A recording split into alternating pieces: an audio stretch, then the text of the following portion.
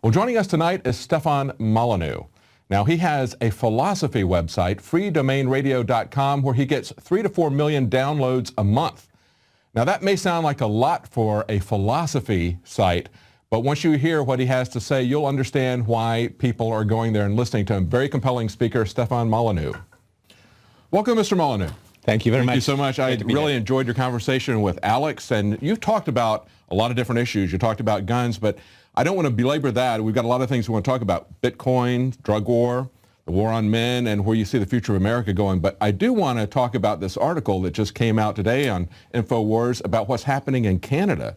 We've got Royal Mounted Canadian police that are enforcing gun controls that basically are against what the civilian government wants to happen. So we got a bureaucracy that's essentially out of control. You had a Liberal Party that didn't have the votes to get certain guns banned.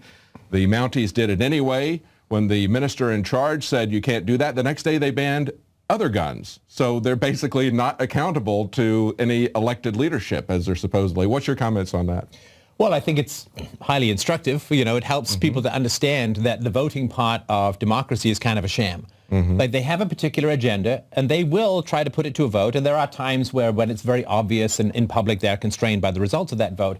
But in this particular instance, they want to take the guns. They've tried to get the votes. They can't get the votes.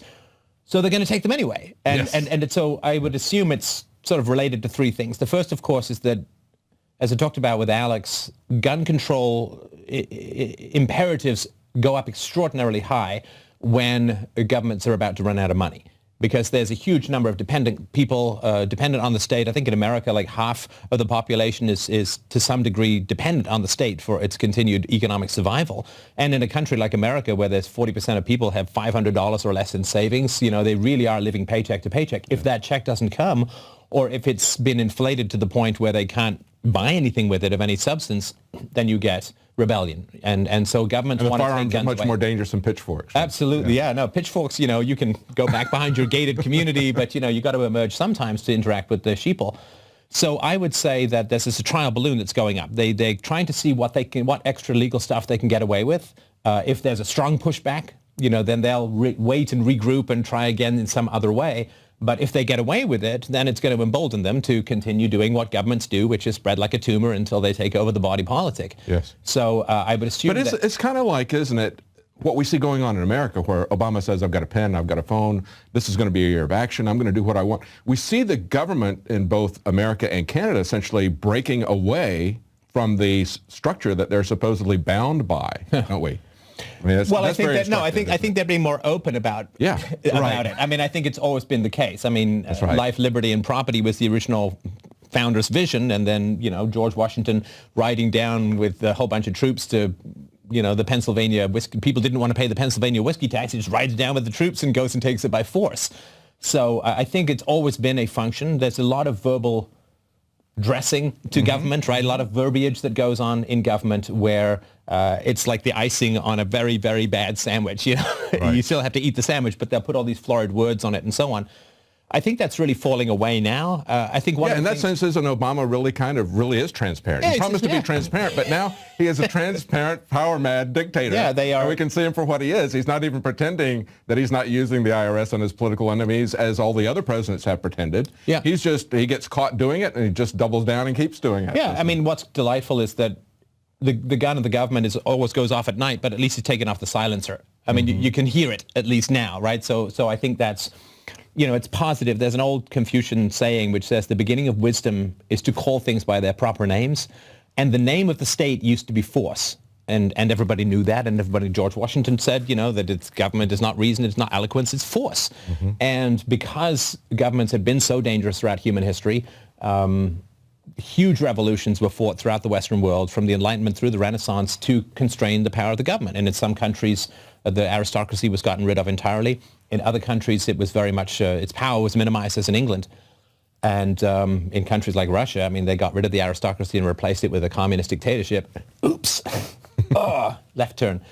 But so I think that what happened was we kind of changed our whole relationship then. We forgot that it was force, and we started to think of it like a friend, you know, like a charity, like a dad, like a guy who's going to help you out when you're in trouble, like a do-gooder, like a, you know, someone who's going to like a woman might think of an abusive husband. Yeah, right? yeah. We've got the he livestock. actually really does love me, even though he beats me every night. We've got the live Stockholm syndrome, right? So Yeah. I think that we've turned away from the recognition that government is force, and we've tried to turn an agency of violence into like a charity, like someone who's going to educate the poor and help the needy and heal the sick and take care of the moms who's married the wrong guy. And we've forgotten that it's force, and we've tried to turn this gun into a bouquet of flowers, and it just doesn't work. What happens is every time we ask the government to do stuff for us, it ends up doing stuff to us, which we don't like. It's just inevitable. And I think there's also this illusion that if our team, they break everything into two teams. And if our team gets in, somehow we've got some control over that. But we're really kind of just like the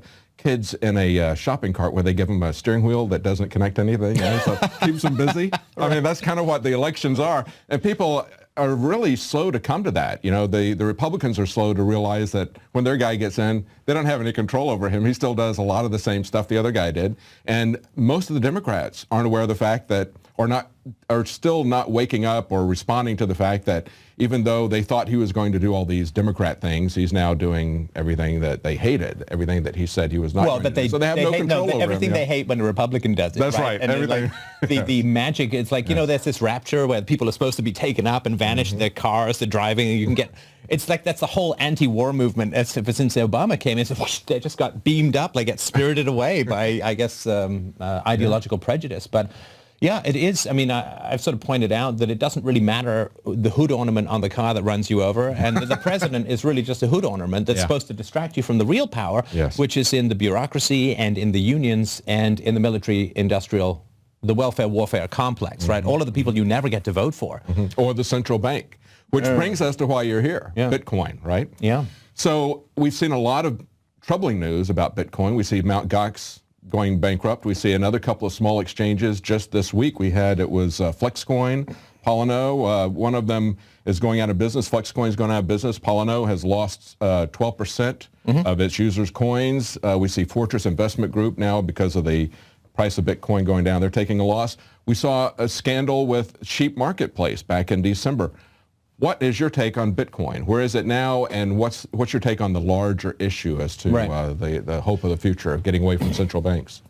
Okay, first of all, it's important to separate Bitcoin from companies. Bitcoin is an open source architecture for the exchange of value. Some of that is currency, some of that is contracts, some of that is dispute resolution, some of that is selling shares without having to go through $3 million of underwriting costs and lawyers and all that kind of stuff. So there's an architecture, and then there's companies that are making money, trying to make money by helping people navigate and use that architecture. I mean, if an ISP goes down, or if an internet service provider goes out of business, we don't say that's the failure of the internet, right? Or that's the failure of TCP/IP or whatever.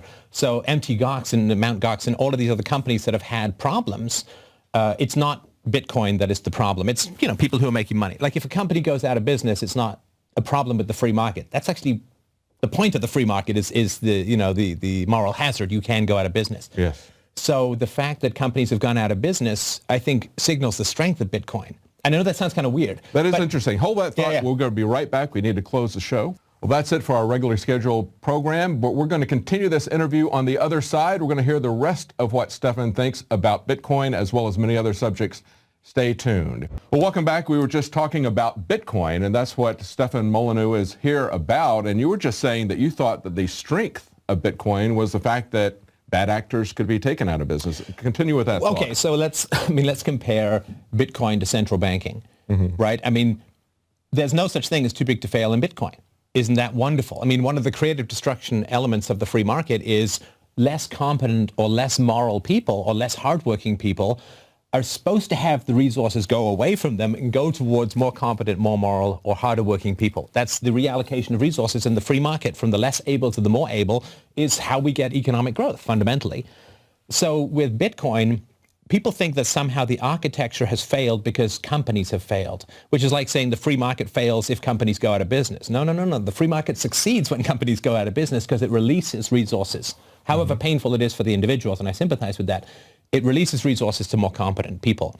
So there are people who were in the Bitcoin world, who were companies profiting from adding value to the Bitcoin architecture, and they were incompetent or they were immoral or whatever. I don't know the inside story of all the companies, but they went out of business. Isn't that wonderful? They did not get a bailout from Ben Bernanke, right? They did not get to sell bonds. They did not get to borrow money from the Fed at 0% and then lend it out or buy bonds at 2 or 3% and call themselves financial geniuses. They went out of business. That is a wonderful thing to happen to banks. It's a wonderful thing to happen to, and they weren't specifically banks, but it's a wonderful thing to happen in a financial infrastructure.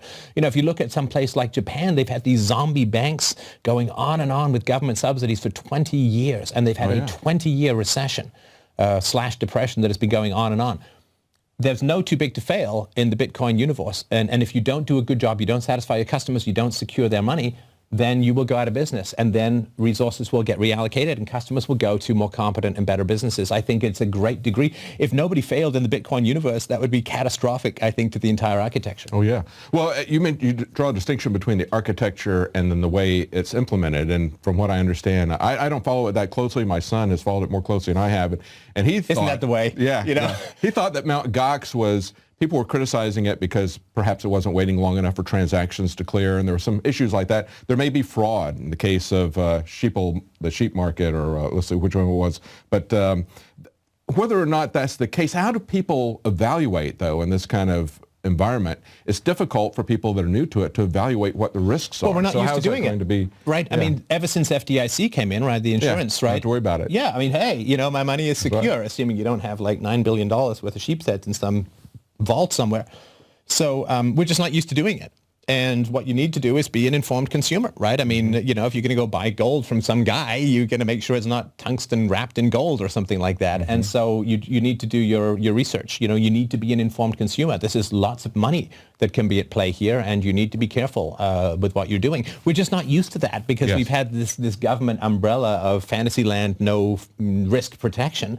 But people need to get re-informed about what it means to evaluate the health of a company. You know, read up on the company, be an informed investor. I mean, Bitcoin is a form of value transfer, but it is also an investment at the moment. As people know, its value has gone up enormously, even with the recent scandals and so on. And I would argue because of the recent scandals, people are viewing it more seriously because it can't fail. So what do you think is going to happen with Bitcoin providers? Are they going to... Do you think they're going to have to do a better job of educating the public, a better job of telling them this is how we're going to protect you from fraud, from loss, from invasion? They're going to have to, I think for it to grow, don't you think it's going to have to go through a cycle of education, a cycle of trying to win the public's trust back after we see these failures? Well, it's a market challenge, right? And I assume that there's going to be the Bitcoin seal of approval where you're going to have an independent consortium or group of security experts and business experts who are going to give some seal of approval to reassure customers. But the shakeout period, you know, Bitcoin is really only a couple of years old. And in terms of its recent impact on people's consciousness, a year or two, you know, most people have only heard about it over the last year since the price went through the roof. I don't know if you were a computer guy, but I was a computer guy way back in the day, you know, when you had computers with 2K of RAM that just seemed like more than you could possibly think of. All you go back to an old computer magazine from like 1980, flip through all of the ads, and then look up those companies and see if they're still in business, right? In the early part of any industry, it's volatile. There's a shakeout period until the most stable providers emerge. And, you know, some of those people who advertised were Apple and Microsoft and IBM and Xerox. Those companies are still in business. But, I mean, a lot of those companies are no longer in business. And so be aware that you're in the opening end of a new phenomenon. And it's really, really important to do your research and do your homework.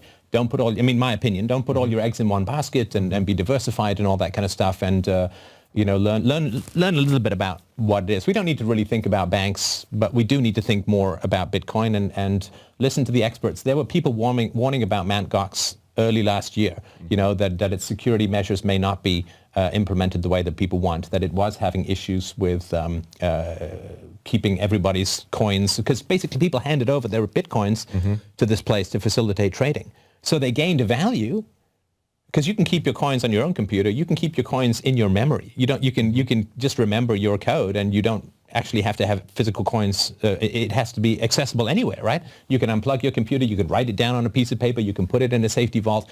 But people went for the convenience of having somebody else store their coins so they could trade them more easily. As we all know, with reward comes risk, right? Yes. And so they gave their coins to other people. And again, nobody knows exactly what's happened. That's going to be shaken out over time. But beware, I mean, if you're going to go for an advantage, the horse with the bigger payout has less chance of winning, right? And if you're going to go for an advantage, be aware that you're taking on a risk. There's perfectly wonderful ways to be absolutely secure with your Bitcoins. They're just not quite as convenient as, here, you take my Bitcoins, and if I want to trade, do it for me. So just be aware. Well, hopefully it's going to roll back one of the major control points that the governments have had, which is the central banks. But another major control point that they've had, I want to talk to you about, is the war on drugs and just prohibition in general. The government's ability to come in, just as we were talking about at the beginning of the program, to come in and prohibit arbitrarily the possession of a firearm. Well, they can come in and prohibit the possession of drugs or anything else, which I contend they don't have the constitutional authority to do, because we had to have a constitutional amendment to prohibit alcohol. Where's the constitutional amendment to prohibit all these other things that they're prohibiting? But we see it out of control here. I've talked to law enforcement against prohibition, a former Chicago prosecutor. He says 80% of the gun violence in Chicago is drug-related. We know that's what the real culprit is, that and psychoacoustics drugs, SSRIs that are being given to people. But they focus on guns as a solution. But what do you see happening now with drugs? Do you see people waking up to the futility of trying to use government as the instrument to address something that is really a personal issue as to whether or not somebody uses too much alcohol or cannot handle the drugs that they use? It's really fascinating, because if you think of the media, I mean, most people aren't going to get their news, get their cultural opinions from news. They're going to look to the media and so on. Drug comedy has been around for decades. And, way back the Cheech and Chong movies, I think were in the 70s or whatever.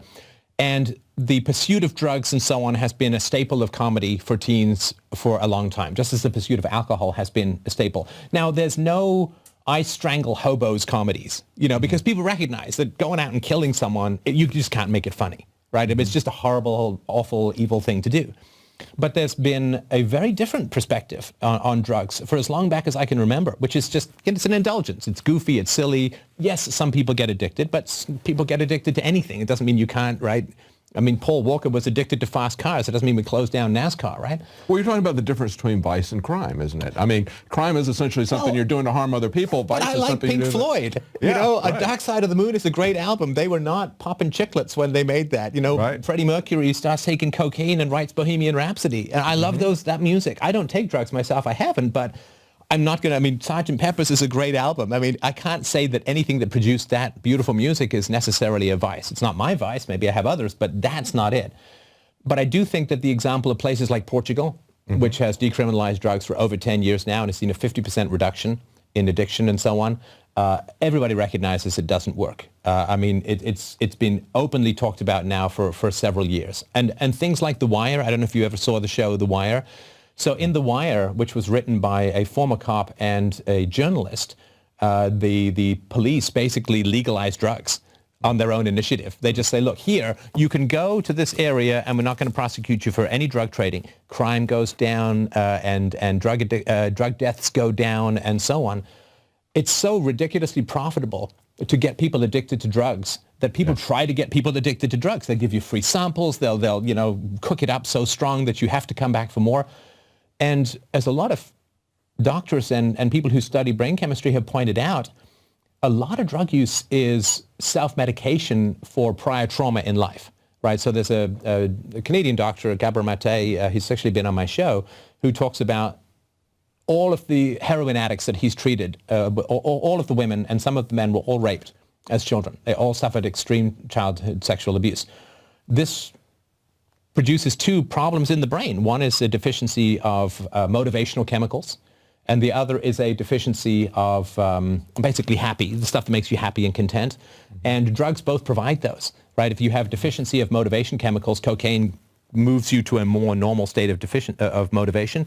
And if you are missing endorphins, then you can get drugs which supply those to your system. And so, we're kind of happiness level here. So a couple of people take drugs, they go to here, and then they go back down to here. If you start with a happiness level of here, down here, then you go up to normal, and then you go right back down. It's really, really difficult to sustain what you now understand as unhappiness, whereas before it was just your life. Like you felt what it's like to be normal, right? You see a similar thing with people who are taking drugs for palliative care, for pain medication.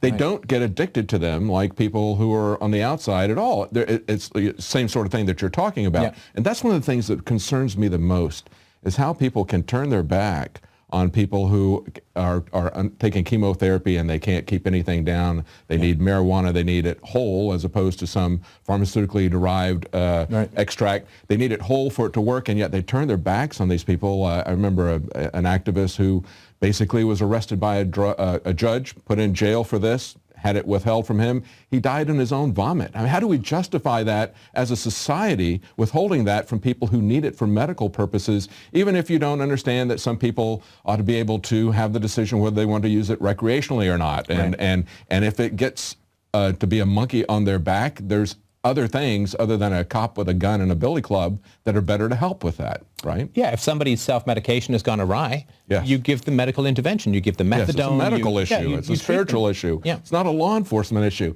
And that's the thing that concerns me so much, is to see that happening. And you're talking about prohibition and films that have had, well, we've seen that with alcohol prohibition. We've seen the violent crime. We've seen the shooting in the streets, the rise of criminal gangs. We saw the concentration of the form of alcohol as it was prohibited, increasing in intensity and potency. And we've seen the same sort of thing with all forms of drugs under general drug prohibition. And the corruption of law enforcement. Yes. Law enforcement, as because used to be passive. In other words, you'd phone and say, hey, somebody stole my bike or somebody's, bumped into my car, and then they leap into action. But because with two people who are buying and selling drugs or using drugs, there's no complainant. So the government has to be proactive and start sticking its nose into everything. And this has corrupted our sense of law, our sense of order, security, and also it's corrupted law enforcement. I mean, under prohibition, you probably remember the film The Untouchables with, I think Kevin Costner played Elliot Ness. Mm-hmm. Elliot Ness in his autobiography, the average American was making about $2,000 a year back in the day when, $2,000 was real money. Yes. And he was offered by Al Capone $2,000 a week to leave them alone. $2,000 a week. Wow. Can you imagine? Yeah. I mean, to get a year's salary, it's basically now you'd be offered $30,000 a week to not go to some place where if you go, they're going to shoot at you. Yes. I'd be tempted. I like not getting shot, and I'm not unfriendly to $30,000 a week. So it's just so ridiculously off kilter. I think that it is, I think it's partly a generational thing. They say in science, like, you don't convert the old scientists, they just die off, and then the new scientists with the better theories come along. I think that's somewhat true with the people wrapped up in prohibition. I don't think young people have the same stigma around drug use that older people do. I mean, they watch something like Reefer Madness and laugh at it as being ridiculous propaganda. So I hope it's going to go in a more humane direction. I mean, what it has done to families, the drug war. The mandatory minimums that we've seen that come into play. I mean, black families in particular, Mexican or Hispanic families have just been shredded. Yes. And you were talking about the gun violence being part of the drug trade. Absolutely true. But another thing, too, is that when you remove fathers out of the family, children are much more likely to grow up to become criminals. Yes. I mean, it's just one of these things that nobody talks about because, I mean, we can talk about the war against men, but... Yeah, let's move to that. Let's talk about the war on men. It's horrendous. I mean, so much of criminality, statistically, there's no better predictor of a negative outcome, if I can mix my idioms. There's no better predictor of a negative outcome for a child than coming from a single mom or single parent households, mostly single moms. Mm-hmm. I mean, it's a greater predictor of negative outcomes than intelligence, than socioeconomic status, than race, than gender, any of these things, than neighborhood poverty or anything like that. It's the single biggest negative outcome for children. And I mean, the drug war and a wide variety of problems in society, almost all generated by the state and its crazy quest for power and its crazy desire. It's funny, the government goes against people's dependence on drugs, but the government is continually trying to make people economically dependent on itself to guarantee future votes, right? Yes, and to make sure that you create a huge cohort of slaves willing to attack any other slave who threatens their income by suggesting a shrinkage of the state. So, yeah, it is terrible. And the war on drugs is a war fundamentally on families. Yes, and we've pointed out many times on this program how we have in America more people in prison in absolute numbers, certainly not as a percentage even, but as absolute numbers, we have more than China does, which has a population many times greater than ours. The number of people that we have in prison is just astronomical. And most of it is because of things like mandatory minimums for possession of marijuana, that sort of thing. And that's divorce where and the divorce family courts where people... And mostly black males. And so they're destroying the black family by locking up the father, taking him out of the cage. America, and I read the statistic recently, it just blew my mind. It's 5% of the world's population, 25% of the world's prisoners. Mm-hmm. America has more inmates in prison than were in the entire Gulag Archipelago that Solzhenitsyn wrote about under Stalin and Khrushchev. Yes. I mean, that is And there's many unbelievable. reasons for it, too. We have private prisons that are operating at a for-profit level. We have our own slave wage system there that operates out of prisons, and they have an obligation to keep these prisons occupied or pay these private corporations that run them money. So they want to make sure that they're occupied and that the taxpayers paying that for them. So and you there's couldn't a lot design of a worse perverse system. incentives. Yeah, you couldn't design more perverse incentives to end up with injustices against the innocent than paying people to fill prisons. I mean, what a ridiculous system that is, and the inhumanity.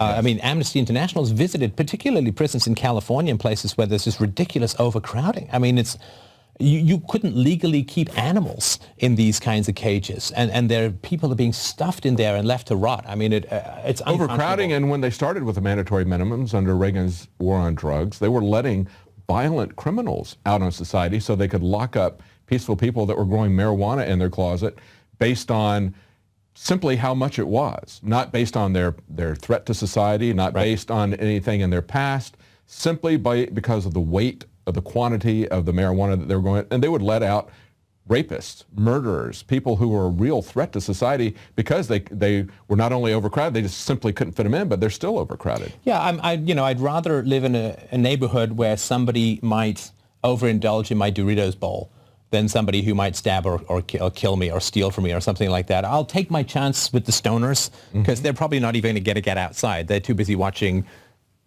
The Wizard of Oz with the soundtrack of Dark Side of the Moon or something. They're not out there being a threat to society as a whole. And, to be fair, a lot of creativity can come out of drug use. I mean, that's been known for a long time. I mean, one of the greatest poems of the 19th century was written while Kubla Khan was written while the poet was on morphine or heroin. I can't remember which.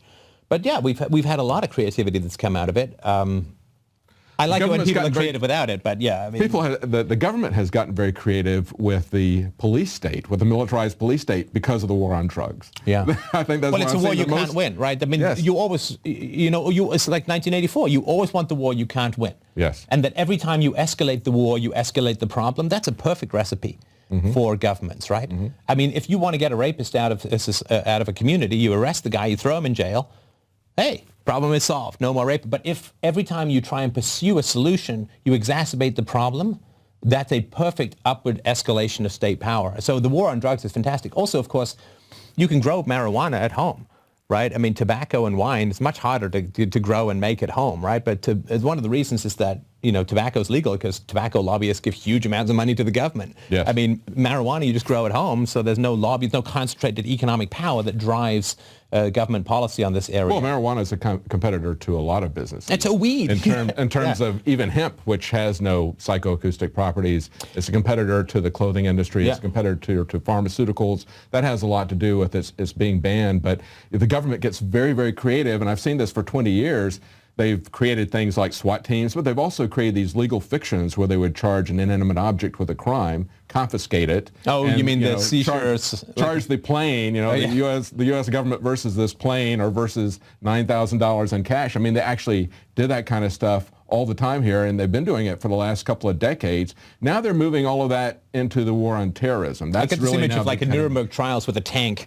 Yes. In the the tank was the problem, absolutely right? fantastical and insane, and people would not believe us when we were talking about it. It's like a conspiracy theory to them, but it actually, you can look at the court records and you can see how they're charging inanimate objects with crimes so they could confiscate the property. It's completely destroyed the rule of law in this country, but now we're going even deeper. We're going even further with the war on terrorism. What do you see as the future of America in conclusion? Well, I think there's no set path to history. I mean, my graduate degree is in history, and there's no set path to history that I've ever been able to determine. I mean, people talk about these big historical movements like these inanimate pendulums of principles or something that's way back and forth over the human landscape. History is made by the willpower and resolution of articulate individuals. Right? That's what I've always found. Somebody emerges, makes some incredible case, like the Founding Fathers made their cases. Martin Luther made his case in the 15th century. Francis Bacon in the 16th century made his case for the scientific revolution. Socrates made his case. People emerge and make very powerful and articulate cases for something. The abolitionists, the Western European Christians in the 17th, 18th, 19th centuries made the case against slavery and virtually ended it as a worldwide institution that had lasted since prehistory. Articulate, committed, passionate, resolute, well-grounded individuals stand and cry their barbaric reasons to the winds, and society changes. You know, if you root yourself deep enough in principles, the world ends up having to orbit you. It's just the way things work. So the future of America is going to be whatever the most resolute and virtuous and articulate and consistent people are going to make it be. Now, I hope it's not going to be the bad guys, because they don't have that virtue thing, which is kind of important. They are resolute, though. They are resolute. Oh, yeah, and they're hugely self-interested. Yes. The problem is, you know, evil pays off now, like addiction, right? Virtue pays off down the road. It's like dieting. So the evil people are getting all they want now with the power of the state and the ability to type whatever they want into their own bank accounts and call it a banking system. Whereas good people, you know, we go through some flack, we get some negative publicity, we get some hostility, we get some trolls, and then, you know, we pass a better world along to our kids. So it's just focusing on that long-term goal and being willing to stand in the face of evil and hostility and fear and negativity, being able to stand that and guide yourself by that North Star of passionate virtue and reason. That, I believe, is going to determine the future, but that's each individual's choice to do. And therefore, the future can't be predicted, because you can't know for sure when and how and where people are going to stand up for what is right. Well, that's very well stated. And, you know, I find that very hopeful, because you're getting a lot of exposure with your freedomainradio.com. You said you get 3 to 4 million downloads. Is that per week? Or? No, that's a month. And for a very abstract philosophy show. Yes, for philosophy. Now, if I were doing diet tips, or if I had cats playing piano, maybe Schrodinger's cat playing piano, that's my next video. But I think that, yeah, for a philosophy show, I think that's amazing. Oh, and, it is. It's excellent. I'm very, very thrilled. And as long as we've got the internet open, we've got a platform where we can reach people. So that's very encouraging. Thank you for coming in and talking to us. My pleasure. Thank you so much. Stefan Molyneux. Well, it's a very encouraging note to end on. I do believe that resolutely and determinedly standing for the truth, showing what the consequences are of these policies, I think that will make a difference.